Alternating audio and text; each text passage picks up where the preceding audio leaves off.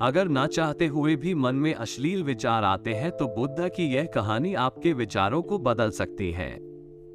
एक बार चंद्रवंशी राजकुमार भरत बुद्ध के सानिध्य भिक्षु के रूप में दीक्षित हुए।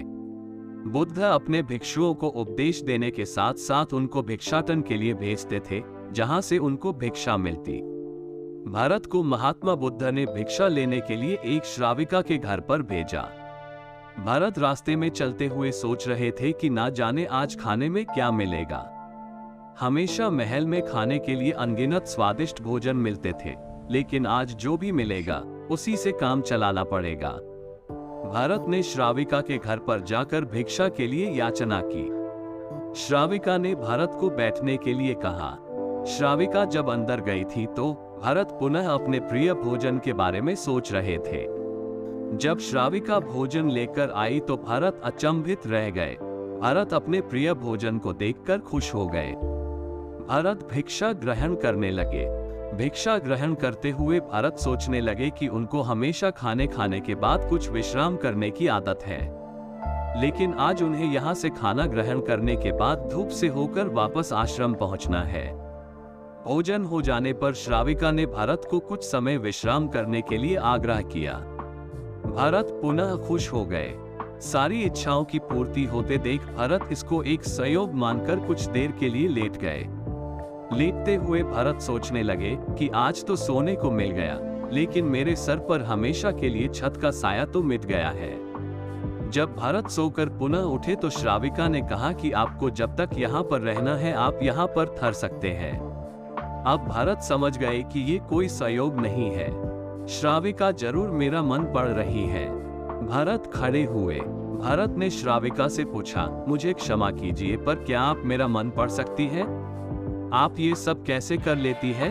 श्राविका ने कहा, शुरू में मेरे लिए ये कठिन था, लेकिन मैंने खुद के विचारों को देखना शुरू किया। शुरू में मेरे विचारों की संख्या अनगिनत थी, पर मैंने अपना पूरा ध्यान उन विचारों पर केंद्रित किया। मैंने बिना पक्ष विपक्ष के अपने विचारों को देखना जारी रखा। धीरे धीरे मेरे विचारों की संख्या कम होती गई। मेरे सारे व्यर्थ विचार दूर होते गए।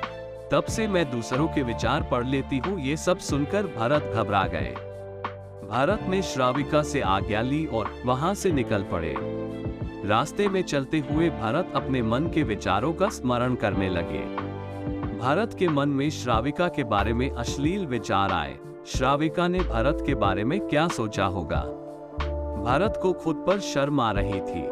भरत आश्रम पहुंचे। भरत ने बुद्ध से कहा कि अब से वह कभी भिक्षाटन के लिए नहीं जाएंगे। बुद्ध ने भरत को नीचे बैठाया और कहा, क्या हुआ, तुम मुझे अपनी व्यथा विस्तार से बताओ। भरत ने विस्तार से सारी बात बताई।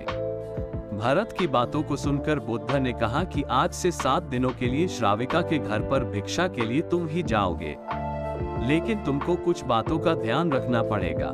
कल तुम जाते हुए अपने चित्त को पूरे होश में रखना। तुम्हारे अंदर कौन से विचार उठ रहे हैं उन पर ध्यान केंद्रित करना।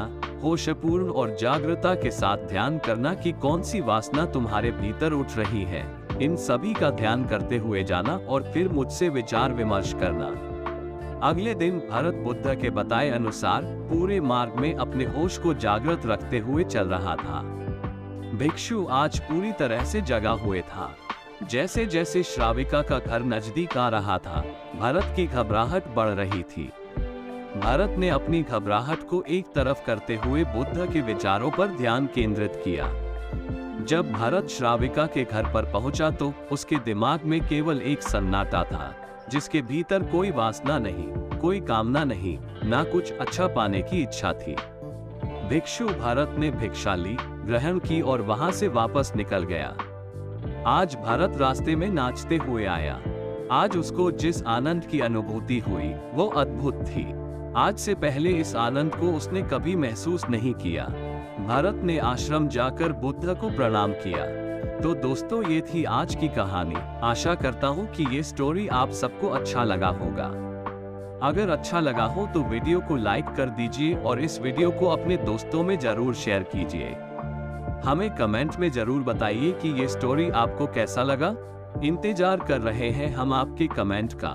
और अगर इस चैनल पर आप नए हैं या फिर आपने अभी तक इस चैनल को सब्सक्राइब नहीं किया तो आपसे रिक्वेस्ट है कि इस चैनल को आप सब्सक्राइब कर लें। इसी तरह और भी मोटिवेशनल स्टोरी आप सबको मिलता रहेगा। आशा है कि आप लोग चैनल को सब्सक्राइब कर लेंगे। मिलते हैं नेक्स्ट वीडियो में, तब तक के लिए अपना ख्याल रखिए। धन्यवाद।